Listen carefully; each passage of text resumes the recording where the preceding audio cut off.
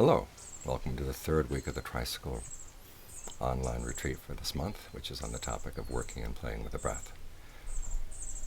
As I said at the beginning, we're going to be working on 3 skills related to developing concentration by working and playing with the breath. The first is learning how to do it, which was the topic we covered on the first week. Learning how to maintain concentration, which is the topic this week, and in addition having been the topic last week, and then learning how to put it to use, which will be the topic next week. Last week we talked about learning how to maintain concentration while you're sitting in formal practice. This week the focus will be more on learning how to maintain a sense of stable center as you go throughout the day.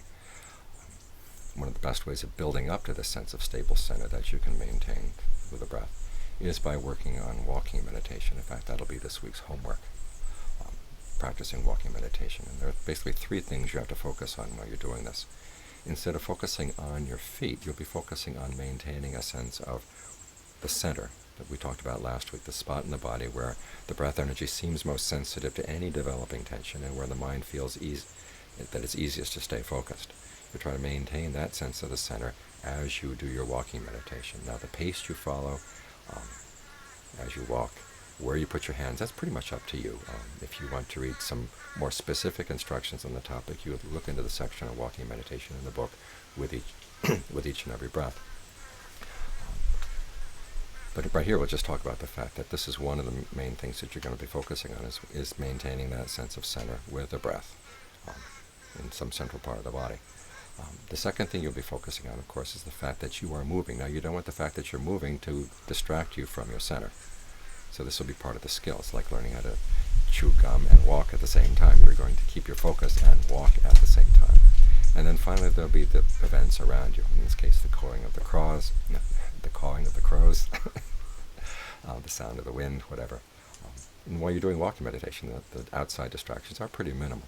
But you do have to be alert to what's going on around you. And this is one of the areas in which you begin to gain a sense of the movements of your mind and learning how to watch the movements of the mind without following them.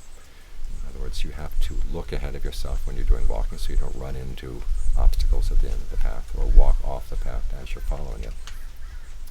You have to be sensitive to how you're turning around, what your surroundings are. And the mind will be moving around from the center to catch these other things, then going back to the center.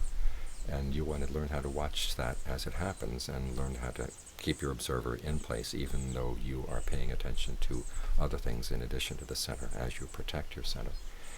This suite of skills is important as you go through the day because these are precisely the issues that you're going to be facing as you try to maintain a sense of being centered with the breath in the course of your daily activities, at work, at home, just walking around, whatever your activities are. You want to be able to maintain your sense of center.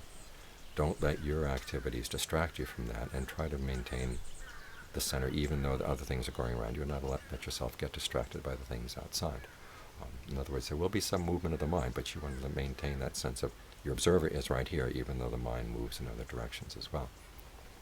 Now, this may sound like one more task to add to your suite of multitasks, and it's best not to see it that way.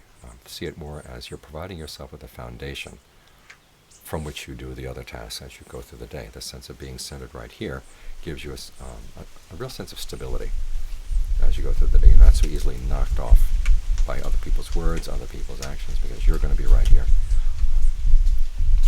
If you think of multitasking as juggling, this is not one more ball to juggle. This is you're putting you on a good solid floor so that you can be more skillful in your juggling. If you see it that way, then it's a lot easier to maintain the sense of being centered and stable as you engage in other activities. A few important points to keep in mind is that one, working with the breath this way gives you something interesting to do during the course of the day when there are other things are not pressing on you to do anything. If you're sitting in a meeting and it's very boring, you can sit there, focus on the breath, and bliss out, and nobody else has to know. This can be kind of your own secret little entertainment that you're doing for yourself. That right there is a very useful skill to have, so that whenever you find that you're not engaged in anything, you've got something engaging to do. Also think of this as having a safe shield. When you're able to develop that sense of center and then spread your awareness to fill your body, that protects you from picking up energies from other people. You may have noticed that when you're talking with someone who's sad, you start picking up that person's energy, particularly if you feel that it's an empathetic thing to do, which is kind of suck in their energy, that somehow you're feeling the same thing that they're feeling. You end up feeling pretty miserable. You're not helping the other person. You're certainly not helping yourself. And it's not making you necessarily more sensitive to how they feel. When you fully inhabit your space and you can watch them, you're actually more sensitive to how that person feels, rather than feeling with your own imagination of how you feel that person might be feeling. So you have this sense of safe shield, but it's not making you cold or indifferent. This is an important thing a point to remind yourself of as you're going through the day, trying to maintain this sense of center, that you're not becoming more indifferent, not becoming more aloof. Other people may sense that you are not pulling in their energy, and they may resent it, but that's their problem. It's not really yours, because by pulling in their energy, you're not helping them at all.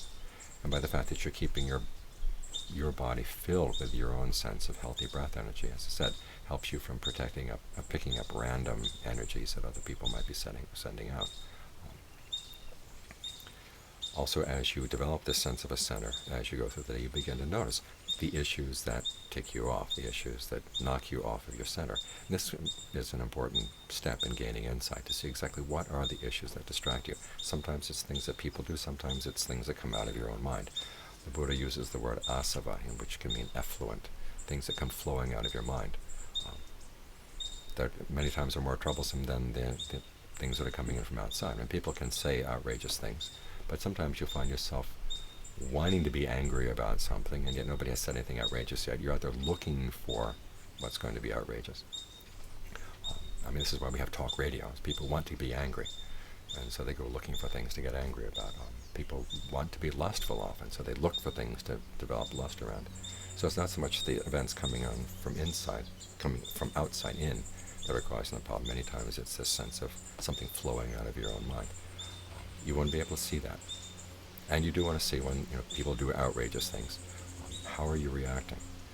Well, if there's anger that's developing, first note where in the breath is the tension happening. If you become more and more sensitive to the breath energies of the body, by now you should be able to sense where something distorted or something unhealthy is developing in your breath energy. You want to do something about it.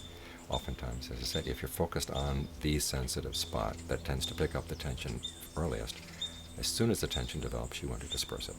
That puts you in a position where you can then, rather than feeling like you've got something bottled up or something that you've got to get out of your system, you disperse the energy, and then you can look at the situation and say, what really needs to be done now? What would be the wisest thing? Is this the right time to say something? So again, you're changing the balance of power by giving yourself a secure, comfortable center inside. You're not picking up negative energies, and when negative energies do develop, you've got a way of dispersing them so that they don't take over and force your hand or force your speech in ways that you're later going to regret.